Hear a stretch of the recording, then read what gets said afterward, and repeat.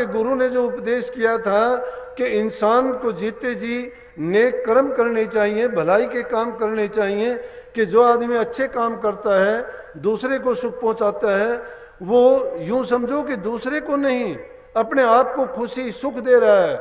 बल्कि एक जब मैं पढ़ता था संस्कृत में 6ठी 7वीं में एक दो आता था, आलस्य कुत विद्या अविद्य कुत धनम अधनस्य कुत सुखम, कि आलसी आदमी को विद्या कहाँ, विद्या बिना धन कहाँ, धन के बिना सुख कहाँ। ये दुनिया की चीज है वैसे तो, लेकिन आलसी आदमी को तो कुछ भी नहीं मिल सकता।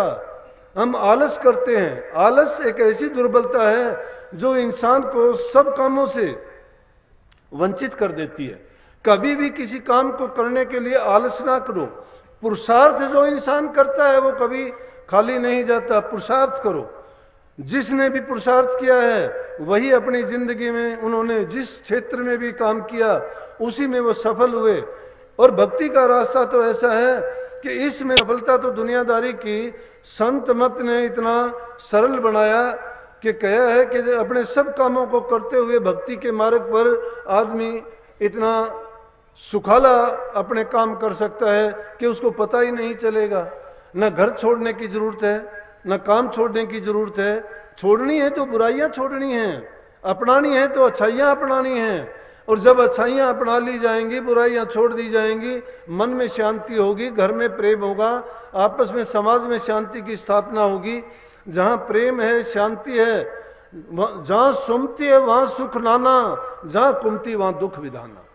जहां सुमति है, जहां प्यार है, प्रेम है, तो वहां पर सब चीज बड़ी अच्छी गुजरती है, नाना प्रकार के सुख हैं वहां पे। लेकिन जिस चाहे घर में देखो, समाज में देखो, जब थोड़ी सी बुराई पनपती है, आपस में पैर ईर्ष्या जहां बढ़ जाती है, आदमी की रातों की नींद चली जाती है। वो इंसान काम करने की बजाय, पुरुषार्थ करने की बजाय, अच्छाई करने की बजाय बुराई के तरीके खोजने शुरू कर देता है। जो समय अच्छे काम में लगाना चाहिए वो बुराई में लगता है। भक्ति तो कोसों मीलों दूर चली जाती है। तो राजा को जब ऐसी शिक्षा मिली थी गुरु से, गुरु के वचन उसको याद आते हैं और फिर यमदूत की बातें याद आती हैं। उसने कहा कि अगर सुखी रहना चाहते हो तो दुनिया में अब जो तुम्हें उम्र दी गई है उसमें पुरुषार्थ करना, अच्छे कर्म करना, उसका परिणाम कभी बुरा नहीं होगा। अगर जाते इंसान अच्छे करने वाला संसार से जब जाता है वो शिकायत नहीं करता। उसको पता होता है कि मैंने यहीं रहते रहते अपने जीवन के लिए, अपने भविष्य के लिए मैंने क्या कर लिया है। लेकिन जो आदमी अच्छे काम नहीं करता है उसको पता तो होता है, और उसको ये भी पता होता है, कई लोग तो जाते जाते भी कह जाते हैं कि मुझे पता है कि मैंने ये जिंदगी में अच्छे कर्म नहीं किए, इसलिए मुझे ये परिणाम तो मिलना ही था। परंतु जब ये बात उसने सुनी, सारी बातें पढ़ाई, राजा ने दया, प्रेम, धर्म, पुण्य, दुखियों की सहायता इतनी की कि वो जो बाद का जीवन था वो एक महात्मा की तरह से बिना लाग लपेट के हर चीज का संयम का, उन्होंने जितना भी जो भी समय मिलता राज दरबार में बैठते तो उसमें गुरु की महिमा, नाम की चर्चा, गुरु के उपदेश के पालने का तरीका, उनकी मर्यादाएं, यही बातें करता, यही समझाता। देखो कि एक छोटी सी बात के कारण, उसकी पालना के कारण उसने अपनी मौत को भी विजय कर लिया। संतों ने यही बात कही है कि नाम कौन सी दवाई है वो जीव को अमर कर देती है। अमर कर देने का मतलब है कि वो जन्म मरण के चक्कर से ही मुक्त कर देती है। मरता वो जो पैदा होता है, अब तो पैदा हो चुके वो हो चुके, लेकिन वो जो अमृत का पान कर लेंगे, नाम को जो हम अपने अंतर में उतार लेंगे, तो फिर हमें दोबारा जन्मना ही नहीं है। तो अमर हुए कि नहीं हुए? अमर होना ये नहीं होता कि शरीर लेके हम घूमते रहेंगे सदा के लिए, ऐसा तो हुआ ही नहीं। विधि का विधान नहीं है। विधि के विधान के मुताबिक यश अपयश, जन्म मृत्यु, लाभ हानि, ये विधि के हाथ है। फिर भी इंसान अगर ये सोचता है कि मेरे लिए कोई और करेगा, गलत बात है। गुरुओं ने उपदेश दिया है, इसलिए सबसे पहली चीज आती है नाम का सुमरण करना। नाम का सुमरण ये नहीं है कि 2 घड़ी बैठ गए, तुम्हें जो नाम दिया गया, किसी को ओम दिया गया, किसी को राधा स्वामी दिया गया, किसी को 5 नाम दिए गए, किसी को 3 दिए गए, किसी को कुछ दिया गया, जो भी है, मैं ये नहीं कहता, लेकिन जो भी नाम दिए गए ठीक है, प्रभु के नाम है, विष्णु सहस्र नाम है, में सहस्र नाम है, प्रभु को किसी भी नाम से याद करो। तुलसी साहब तो ये कहते तुलसी अपने राम ने रीज बचो चाहे खीज, भूमि पड़ा सो जाम सिर ओंदा सोंदा बीज। भूमि में जो गिर जाता है वो चाहे उल्टा हो सीधा हो किसी भी प्रकार से पढ़ो वो बीज पैदा होता है। प्रभु के नाम का सुमन करना ही हमारे दिल को, विचारों को, अंतर को पवित्र कर देगा। हमारे खोटे मंदे कर्मों के किए हुए जो भी भार है हमारे सिर से उसको उतार देगा। वो ताकत सिर्फ नाम में ही है। अरे झूठे ही नाम की बताऊं, अजामेल ने सारी जिंदगी खोटे कर्म किए, इतने बुरे कर्म किए कि बड़े से बड़ा पापी था। संत महात्माओं का आना हुआ, उनकी सेवा की। संत जहां भी जाते हैं इस जीवों का कल्याण की बात बताते हैं और उनको हमेशा अच्छा करने का ही उपदेश देते हैं। उनसे जब खाना खाया तो महात्माओं ने कहा ये महाराज जीयों का भी एक जीवन का सबसे बड़ा उपदेश, सबसे बड़ी शिक्षा थी कि किसी इंसान का कभी कुछ ना लो। ना लेने का मतलब स्वीकार करो तो उसके बदले में उसका काम करो। उन्होंने संदेश साफ दिया कि मैंने अपनी जिंदगी में अपना कमा के खाया, जिसके घर गया 2 रोटी भी खाई तो पहले अगले से मैंने कह दिया कि पहले मेरे से 2 रोटी का काम करवा। अगर आज हम किसी का लेके खाते हैं, किसी का लेके देते नहीं हैं, किसी का एहसान करवा लेते हैं तो भी हम कर्जदार हैं, वो कर्जा भी हमें देना पड़ेगा आखिर में। इसलिए किसी का भी कर्जदार ना बनो, जिसका भी करते हो उसका उतारने का पूरा करने की कोशिश करो। अरे आज तो अपनी हमने नीति और नीयत को खराब कर लिया है, क्योंकि यही चीजें हैं। इसीलिए महापुरुषों ने कहा काम को, क्रोध को, लोभ को, मोह को, मद को, 6 चीजों को जीतो, 5 नहीं, 5 बोलते हैं। मैं कहता हूं इन 6 पर काबू करो। ये चीजें आदमी को डबोती हैं। थोड़ा सा लालच आया नहीं, हमने झूठ मिथ्या वचन कहना शुरू कर दिया, बड़ी से बड़ी झूठ बोलते हैं छोटे लालच के लिए, कुछ का कुछ कर जाते हैं। कैसे बचेंगे उस पाप से? और वो छोटे छोटे पाप करते करते हम पापमय हो जाते हैं, बड़े से बड़े पाप करने से नहीं हिचकते हैं। क्यों? आदमी को करने के लिए एक बार दिल को तैयार करना पड़ता है। दिल को जो आदत डाल लेते हो वैसा ही बन जाता है। राक्षसों की कोई दूसरी पहचान नहीं है। इंसान के रूप में जो राक्षसी काम करते हैं वही राक्षस हैं, जो देवताओं वाले काम करते हैं वो देवतुल्य और देवता हैं। लेकिन संतों की शिक्षा देखो, संत कहते हैं कि तुम जब भला करते हो तो उसको भूल जाओ, बुरा करने की कभी कोशिश ना करो। इसीलिए बात पैदा हुई थी कि भलाई करने के बाद ये ना सोचो कि उसके बदले में भी मुझे मिलेगा। गीता का उपदेश सारा यही है कि कर्म करो लेकिन अकर्म होके करो। कर्म के परिणाम की ना सोचो। क्यों? बुरा तो करते हो तो बुरा है, लेकिन बुरा तो करने की सोचो नहीं, और जो भी अच्छा कर्म करते हो उसके भी ये ना सोचो कि उसका परिणाम आपको मिले। अगर हम ऐसा सोच के भी करते हैं तो भी उसको कर्म को भोगने के लिए फिर संसार में हमें आना ही पड़ेगा। संत मत की दवा है कि इस जीव को दोबारा संसार में नहीं आना, और उसके लिए यह है जो भी करते जाओ उसको भूलते जाओ। बुरा करने से बचो, अच्छाई का काम करो, उसको भी भूल जाओ। इसलिए कर्म करते हुए भी अकर्ता बन के कर्म करो। किसी पर एहसान नहीं है, किसी का अपने ऊपर एहसान ना करवाओ। कबीर साहब जैसे संतों ने तो ये कह दिया कि कबीर आप ठगाइए और न ठगिए कोई, आप ठगाए सुख हो तो और ठगे दुख होए। अपने आप को ठगा दोगे कोई बात नहीं है, तुम ठगे जाओ, उसमें तुम्हारा पाप कर्म नहीं है, पाप कर्म उसने किया है, वो अपनी चालाकी में वो अपना कर्म भोगेगा। तुम ठगे गए, कोई धोखा नहीं। तुम दूसरे का ना ठगो, तुम पापी बन जाओगे। तुम पापी जो बनोगे तो आपने जो पाप का कर्म किया है वो कर्म आपको उसका बदला चुकाना पड़ेगा, वो कर्म का भार आपको होगा। इसलिए दूसरे को ठगने से दुख होगा, अपने आप को ठगा दोगे तो आपको दुख नहीं बल्कि सुख होगा। लेकिन मैं कहूं था कि झूठे नाम से भी प्रभु को पता था। महात्माओं ने कहा कि भाई अजामेल हम तुझे कुछ देना चाहते हैं। बोला क्या दोगे आप? आपके पास देने के लिए है क्या? बोला हमारे पास देने के लिए बहुत बड़ी चीज है, लेकिन तेरे पास लेने के लिए क्या जगह है?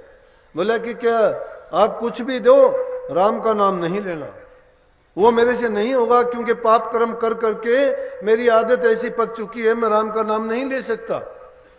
बात भी सही है कि जिसने दिल में जिस सामान को इकट्ठा कर लिया है वहां अच्छी चीज नहीं समा सकती। अगर किसी बर्तन में कोई बुरी चीज डली हुई है, अच्छी चीज डालोगे वो भी बुरी बन जाएगी। कहने लगे राम का नाम छोड़ के मुझे कुछ भी बता दो, मैं उन चीजों को मान लूंगा। कहने लगे भैया हमारे पास तो है वही दौलत और वही तुझे देके जाएंगे। बोला वो तो हमें नहीं लेनी। बोला लेकिन एक काम तो कर लेना। बोला कि क्या? कि आपके घर में लड़का पैदा होगा और लड़का जब पैदा होगा उसका नाम नारायण रख लेना। ये तो कर लेगा? बोले कि हाँ ये कर लूंगा।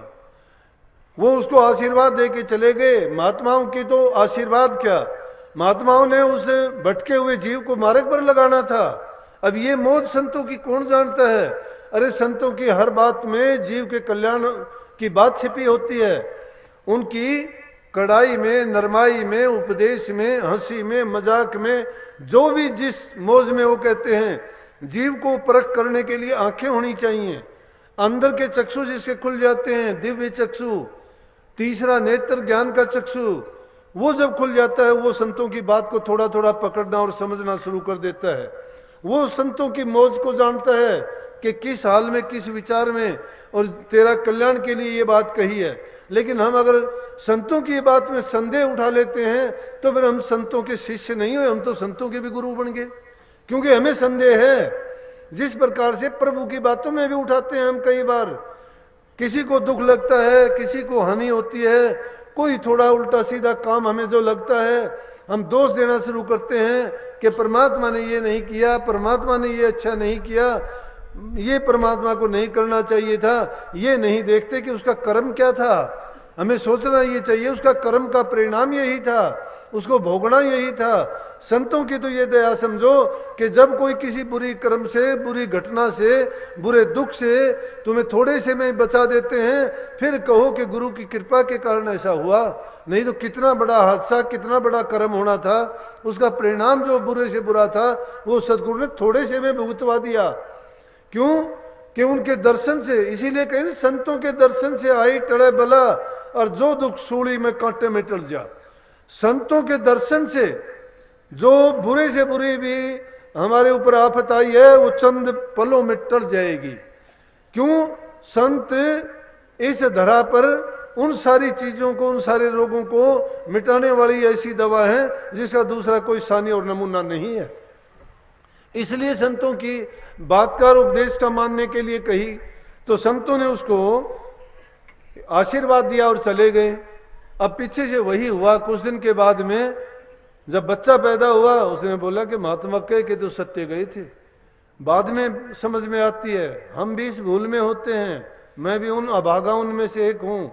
जब गुरु देह रूप में थे तो कितनी बातें ऐसे बताते थे, हम सोचते थे कि ऐसे ही कह दिया, यूं ही कह देते हैं, फिर भी नहीं समझे संतों की मौज है। सब कुछ बात बात में कह दिया, वो बात सत्य होती है, अब सत्य नजर आती है। लेकिन संत उस बात को कह के भी उल्टी लपेट देते, संसारी जीवों की समझ में भी नहीं आने देते। वक्त आने पर वो बात जब पूरी होती है फिर होता है। इसलिए मैं तो कहता हूं कि संत कभी जाते नहीं देह रूप में होते हैं तो साक्षात जवाने मुबारक से फरमाते हैं, और जब विदेह रूप में हो जाते हैं तो उससे भी बढ़ के काम करते हैं। लेकिन यकीन होना चाहिए, विश्वास होना चाहिए, शिष्य के दिल में श्रद्धा होनी चाहिए। जब उस श्रद्धा उसकी पक्की है तो संत उसके लिए दूर कभी नहीं जाते, हाजिर नाजिर रह के उसके सब काम करते हैं। लेकिन दिल में सच्चाई होनी चाहिए। वही हुआ, उनको यकीन आया कि महात्मा सत्य बोल के गए थे, लड़का पैदा हुआ, लड़के का नाम नारायण रख लिया। अब जब जब उसको नाम लेके पुकारता है, कोई काम होता है, नारायण नारायण यहाँ, नारायण ये कर, बुढ़ापे की औलाद था, प्यार भी ज्यादा हो जाता है। नारायण नाम रखने से हर समय नारायण नारायण करता तो नारायण नाम उसकी जबान पे आ गया। संतों ने उसको भुलेखा दे के प्रभु का नाम जपाना था। वो नारायण नारायण करता, आखिरी वक्त आ गया। आखिरी वक्त में वो नारायण कहीं दूर चला गया और सारे आसपास थे, वो तो सब मिल गए, बोले अरे नारायण को बुलाना, रे मैं बहुत दुखी हूँ, नारायण आइए मैं बहुत दुखी हूँ, नारायण मेरी संभाल कर देख मैं कितना दुखी हूँ। परमात्मा ने सोची भाई भगत दुखी है, आए और उसको शांति से लेके चले गए। तो कितनी बड़ी बात है। तो इसलिए जब हम धोखे से भी उसका नाम ले लेते हैं तब भी वो हमारी मदद करने के लिए हाजिर नाजिर हमारे साथ होता है। अगर सच्चे दिल से याद करोगे तो उनका कितना हमारे लिए वो होगा, उसका हम अंदाज़ा लगा सकते हैं कि वो कितने हमारे लिए काम करते हैं, किस तरह से वो हाजिर नाजिर हमेशा खड़े रहते हैं। इसलिए प्रेमियों, ये ना समझो जो नाम आपको दिया गया है उस नाम को आजमा हुआ। एक ये नहीं कि जरूरी हो कि उसके लिए कोई निश्चित टाइम बना के, नहीं, उस नाम को अंतर में रमा लो। चलते फिरते उठते बैठते नाम का सिमरण तो कर ही सकते हो। जब सिमरण आपका पक्का हो जाएगा तो धीरे धीरे करके वो आप में भी उसी तरह से रम जाएगा, और एक समय आएगा कि आपको बिना बैठे भी आपको सब कुछ दिखाई दे जाएगा, बिना कुछ करे भी आपका सब हो जाएगा।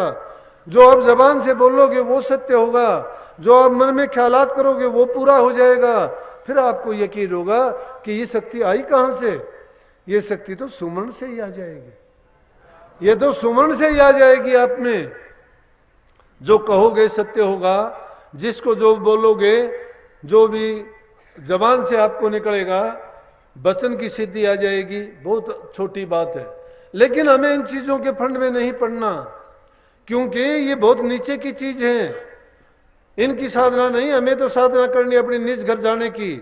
उसके लिए हमें अंतर में निरंतर गुरु के दर्शन की, नूरी रूप की चाह होनी चाहिए, और उसकी चाह के लिए तड़प होनी चाहिए। तड़प के लिए जरूरत होगी संयम की, साधना की और सहनशीलता की। अपने दिल में धीरज रखना पड़ेगा। धैर्य जब नहीं होगा, ये नहीं कि एक दिन में आप सोचते हो कि महीने 20 दिन में काम करके एक तरफ हट जाओ, नहीं, उसको रोजाना की दिनचर्या बना के अपने काम को करते करते भी उसमें समय दो, लेकिन काम करते हुए भी अपनी वृत्ति को वहीं ठहराए रखो।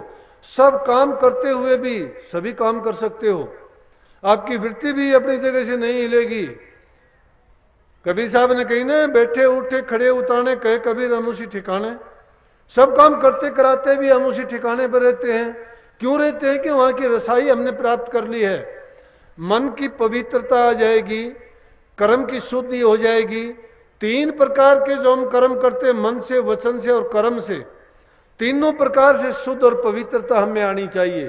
किसी का बुरा ना कहो, मिथ्या किसी को वचन ना कहो, सत्य का पालन अपने आप हो जाएगा।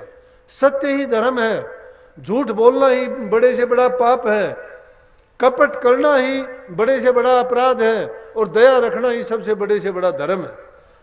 तो कपट को निकाल के अपने मन में जो सुख, शांति, धैर्य, सहनशीलता जिसके दिल में है, तो वो सत्संग, सिमरण और संतों का समागम हमेशा उसके लिए बनता रहेगा। उसके लिए ऐसे संयोग अपने आप बन जाएंगे। जिसको जिस चीज की चाह होती है, सतगुरु उसके लिए वो चीज वहीं पर आसानी से पैदा कर देगा, जिससे उसकी हर चीज की ख्वाहिश पूरी होती रहेगी।